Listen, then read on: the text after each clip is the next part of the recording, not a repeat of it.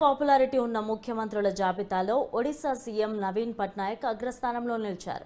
Uttar Pradesh CM యోగి ఒక rank దిగువకు చేరారు. ఇటీవలే ఓ ఆంగ్ల పత్రిక చేసిన సర్వేలో ఈ విషయం వెల్లడైంది. భారత్లో అత్యధిక కాలం సీఎంగా ఉన్న నవీన్ పట్నాయక్ 52.7% ప్రజాదరణతో అగ్రస్థానంలో ఉన్నారు.